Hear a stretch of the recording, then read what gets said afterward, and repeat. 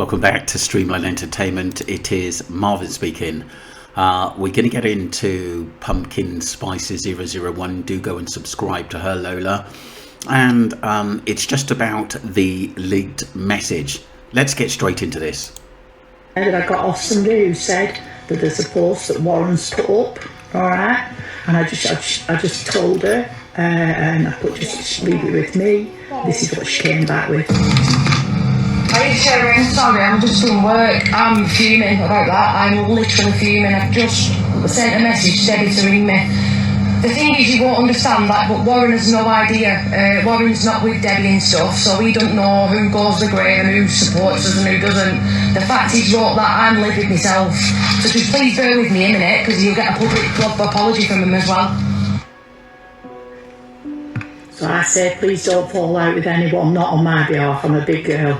I just wasn't sure it was Warren's page at first, and I still don't know if it is. No, I won't, Sharon, but I'm annoyed. He's done it to a couple of things. He has no idea. He said a comment to me once before. I don't want to repeat that either. He's got a problem. I know he's lost his son and I get that, but the way he speaks to people sometimes is just disgusting. And no, I'm just need to correct it. I'm not going to cross, I promise you, and I'm not going to fall out with anybody. But I'm not having you have that wrote about you, not a chance. But I also spoke to Jaden, Zach's best friend, so I would have thought that he would have known of me. Alright? It's just not acceptable. Please don't be disheartened, because Debbie won't know anything about this. And the fact Warren can't really say anything. That's between me and you in confidence, alright? So he needs to back off a little bit. Anyway, just give me a second. You'll only get these once, I'm not playing them again. It's just not acceptable. Please don't be disheartened, because Debbie won't know anything about this. And the fact Warren can't really say anything. That's between me and you in confidence, alright? So It was that. yeah, I get that, but still, you could have asked someone, do we know who you are, rather than just put that all over TikTok. Anyway. So this was a message on there. Sounds very, very selfish to me, going back over this a second time. I've listened to it quite a few times today and thought that I would put my say on things. Whatever Warren's talking about and putting up, he lost a son who went on holiday to have a good time. His friends didn't look after him. There was a lot of things fabricated and lies that we were supposed to believe in as the public, and lay it rest. You know, let it rest and leave it alone. That's technically what we were told to do, which we're not doing, because there's many red flags out there which are not good. I mean, Lola says protecting a woman to a grieving father who has never met Jay or knew family prior to Jay missing. That's a very good point. This is because Warren put out a post telling the truth that Sharon is not known to the family. She claimed to be Jay's family, although out. Very, very true. Everything eventually comes out in the wash when you're talking about other people. And, I believe Warren doesn't want those lies to be out there, and he wants the truth to eventually be out there. So it's going to be interesting to see whether if he's in the documentary, or will he do another documentary that everything that he documented and what he really thinks. I believe one of the reasons why he hasn't said too much, because obviously of the investigations. But like I said, let's just go on to part 2, the searches with Warren, and let's just have a close look. Because like I said, there seems to be a lot of selfishness, as though Warren's not allowed to say that, and as though he's got to go through Rachel and Debbie. That doesn't make sense to me. Warren's got his own mind, and like I said, I think there's a lot of selfishness, and I think Warren's still hurting and wants the truth, and we should help him get that. I went back to a video by the son talking to Jay's dad, Warren, and like I said, it hits home how much I think Warren didn't know about, as probably as much as what he does now in the early days. And I do think sometimes he was kept away from the truth. Let's get straight into this. Dad visited this square in Santiago del Tay today to hand out missing person leaflets to passers-by. A camera over to my left picked up a grainy image of a young man who Jay's family believe could be him. I just want it to be found. Simple. I just want my son back. End of. What more is there? It's been a week now. A week and nothing. So somebody somewhere must have helped him off that mountain. Somebody. Must be like living hell. It is living hell. Unless you're going through it, you can't explain. You can't understand. What do you want to search? Please, I used to say, if anybody knows anything, just come forward and help.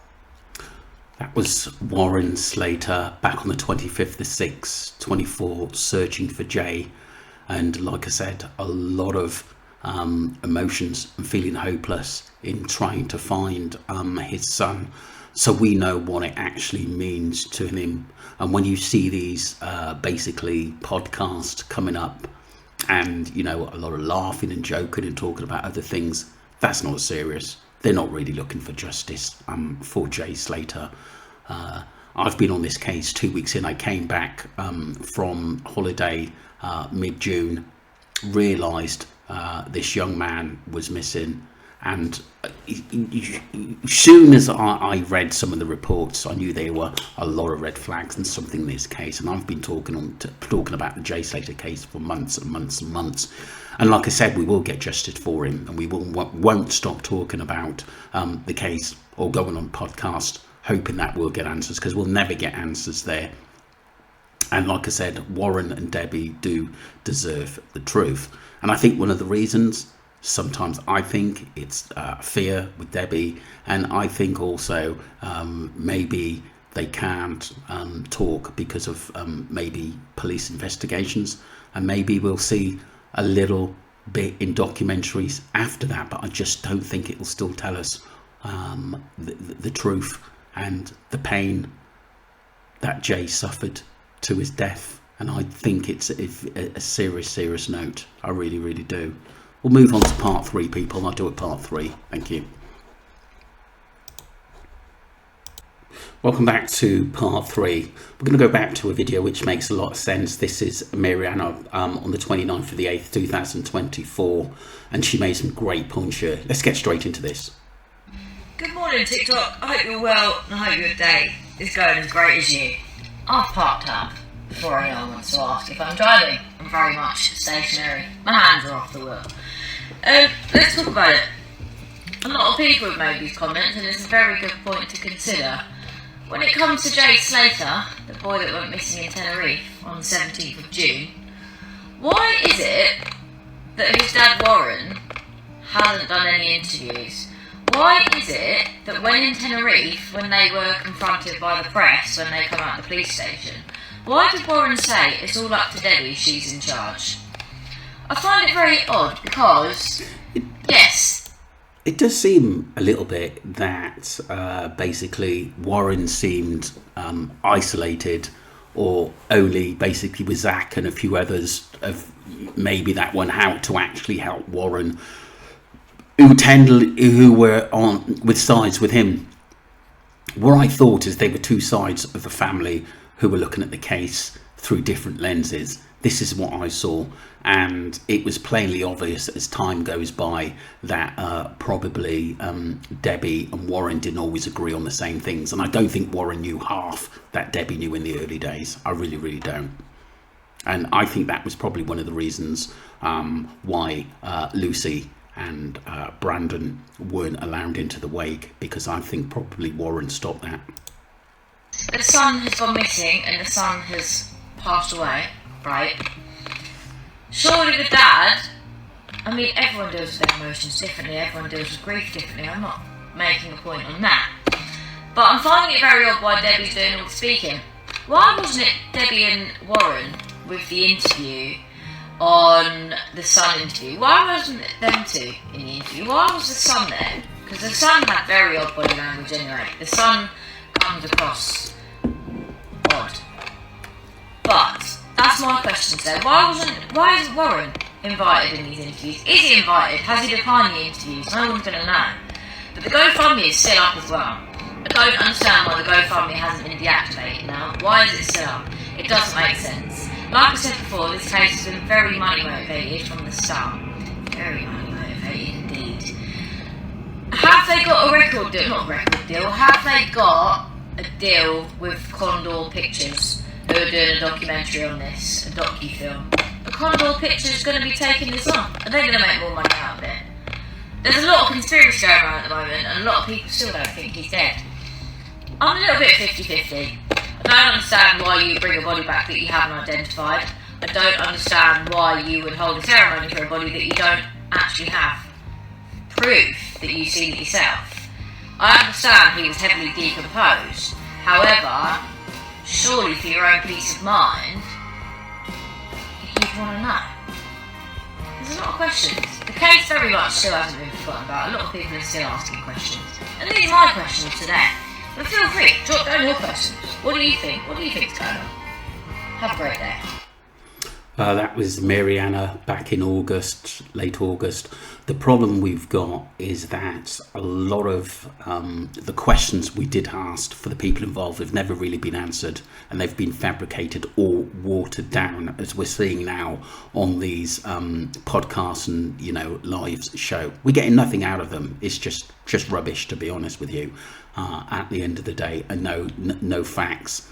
And like I said, I think a lot of it is just to water things down for these documentaries coming out. And like I said, I think basically Zach, I think he was hurt just as much as Warren and Debbie in this, but I think Warren is really searching for more answers, and he still hasn't got it. And he's probably had a lot of time to think about things in why should these people just be able to sort of walk the streets as though nothing had happened, and then come on and do podcasts as though they haven't got a care in the world, or it's nothing to do with me, and shoulder the blame on that he just walked into the mountains. We know there's more to this than meets the eye. This is why we've got to stay strong and keep putting videos like this out there as a memory for Jay Slater, and hopefully someone will come forward and tell us the whole now. Obviously, as sleuths, we've worked out what we think has happened, but like I said, if we've got more of a timeline, that is even better. So basically we can pick this case apart to perfection. That's all we're looking for. And like I said, going on podcasts and talking to other people, I just don't think we're going to get answers or anything out of this. That's why I've never done it. That's why I think Duncan's never done it. That's why I think Mariana's never done it. I know Mariana's been on the show, but she generally wants been on podcasts. But like I said, and made her points view, but I generally think she wants justice for Jay Slater to go and support her. But like I said, Duncan as well, like I said, I just think you've got to keep with yourself from day one so people know who you are and what you represent. Don't forget to subscribe to Streamline Entertainment and follow the channel. Thank you.